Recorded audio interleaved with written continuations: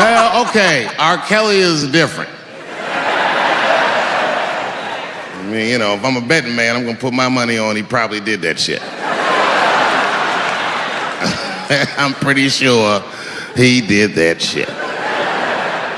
You know, it's bad, okay, so a couple years ago, I was doing a show in Detroit, and I'm sitting backstage in my dressing room. A friend of mine comes by, this chick, Dream Hampton.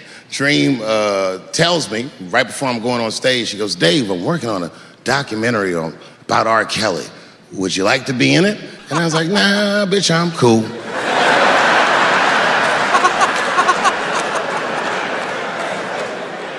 I went on stage, I just forgot about the shit. And then 2 years later, the documentary comes out, Surviving R. Kelly. And when it comes out, Dream's promoting the shit, and she keeps bringing me up. She said, I asked Dave Chappelle to be in my documentary, and he said it was too hot for TV. Bitch, I did not say that. It does not even sound like how I talk. Oh, that's too hot for TV? I would never say that shit.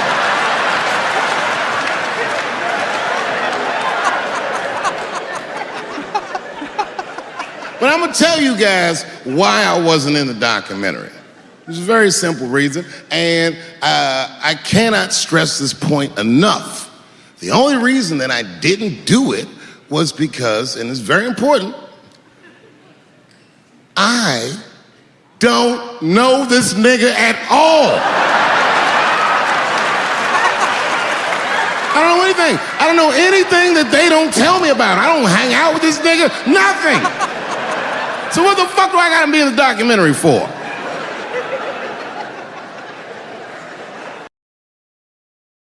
This guy, R. Kelly, got another sex tape out now. Can you believe that shit? This guy makes more sex tapes than he does music. He's like the DJ Khaled of sex tapes. Another one. Like, damn, nigga. It's a lot of tapes. The new one's so bad that they didn't even show it. I've never seen anything like this. The prosecutor in Chicago came out in a press conference and read to the media a transcript of a sex tape. Have you ever heard of such a thing? This nigga read the sex tape. And it was so bad that R. Kelly sounded guilty in the transcripts. It's fucking amazing. 16 times the girl's age was mentioned. Isn't that crazy? This motherfucker's an idiot. He was fucking her like, yeah, this is the best 14-year-old pussy I've ever had in my life. And she was like, you like this 14-year-old pussy? He's like, oh yeah, I love this 14. I'm like, man, you need to shut the fuck up. You gotta give your lawyer something to work with. You're supposed to be on the tape like, this is the best 36-year-old pussy I've ever had in my life. And then your lawyer gonna be like, Your Honor, clearly my client thought that this woman was 36, as he mentioned some 16 times in the tape. They gonna know you lying though, you know what I mean? Everybody knows no such thing as good 36-year-old pussy.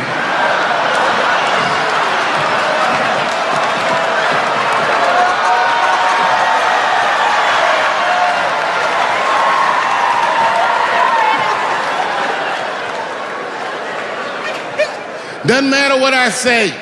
And if you at home watching this shit on Netflix, remember, bitch, you clicked on my face.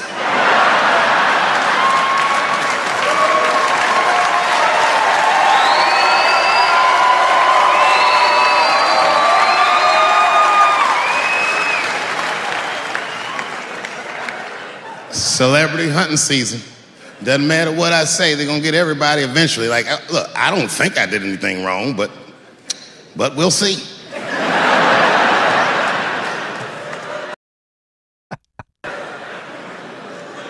They even got poor Kevin Hart. Can you imagine such a thing? Kevin Hart, let me tell you something. It was Kevin Hart's dream to host the Oscars. That's what he told me.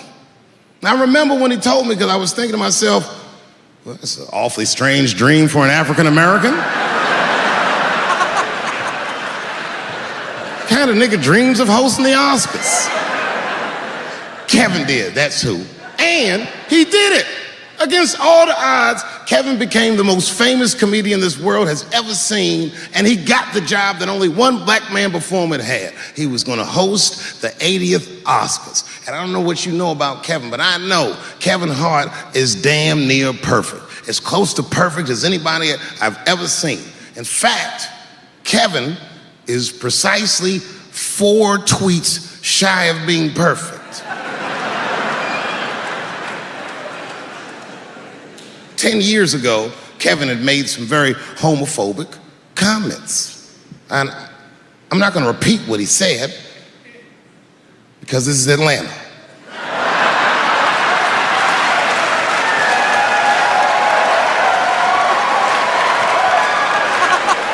You know what I mean. I'm sure there's a lot of gay men here tonight with their wives.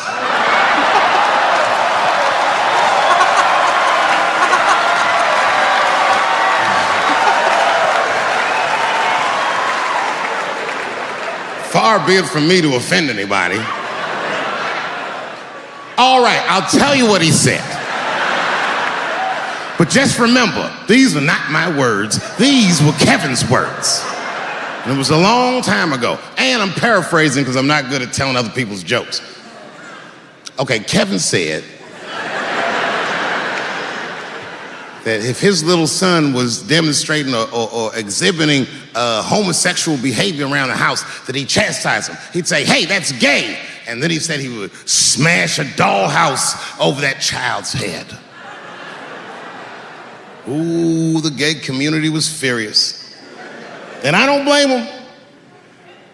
I got a lot of gay friends. And all of them, 100% of them, all have told me fucking horror stories about the shit they had to go through just to be themselves. Crazy, crazy stories. And in all those stories, I gotta say, not one of them has ever mentioned anything like their father smashing a fucking dollhouse over their head. Because clearly Kevin was joking. Think about it. You would have to buy this nigga a dollhouse to break it over his head in the first place. Does that sound right? Is anybody gonna do that? The gay community was upset, and then they put so much pressure on the Academy of Motion Pictures and Sciences that they went to Kevin and said, if you don't apologize to that community, then you cannot host these Oscars. And then Kevin said, fuck it, I quit.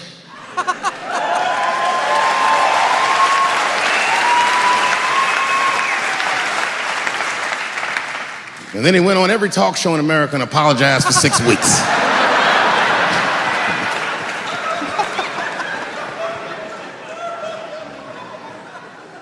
Kevin fucked up.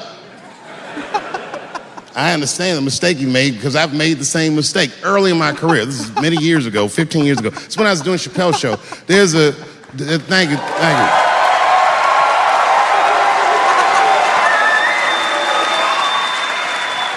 On network television, they have a department that's called Standards and Practices. This is the department that tells you what you can and cannot say on television. And if you're doing your job well, you should never hear from them. But if you're making Chappelle's show, you'll hear from these motherfuckers all the time. And remember, this is 15 years ago. I made a mistake. I didn't even know I had done anything wrong. I had written a sketch that had the word faggot in it.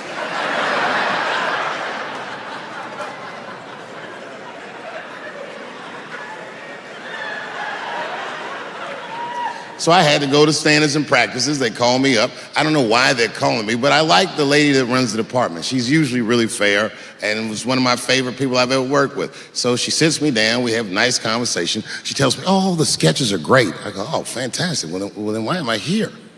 She said, because David, there's no way that you can ever say the word faggot on our network. I didn't know I did anything wrong. I didn't try to defend myself. I said, all right, fuck it, I'll take it out. Have a good afternoon. And as I was leaving, it occurred to me, hey, Renee, quick question. It's just a question. Seriously, I want to know, like, why is it that I can say the word nigger with impunity?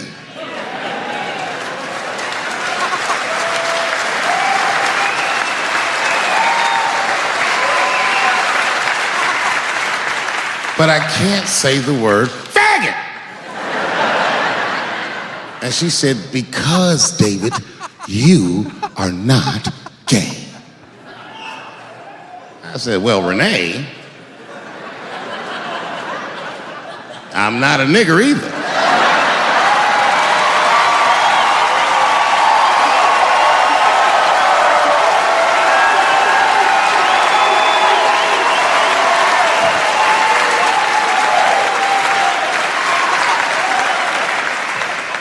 But you see, what I didn't realize at the time and what Kevin had to learn the hard way is we were breaking an unwritten and unspoken rule of show business. And if I say it, you'll know that I'm telling you the truth. The rule is that no matter what you do in your artistic expression, you are never, ever allowed to upset the alphabet people. You know who I mean. Those people that took 20% of the alphabet for themselves. I'd say the letters, but I don't want to conjure their anger. It's too late now. I'm talking about them L's and them B's and them G's and the T's. People be surprised. I have friends, all kinds of letters. Everybody loves me and I love everybody. I got friends who are L's, I got friends who are B's, and I got friends who are G's. But the T's hate my fucking guts.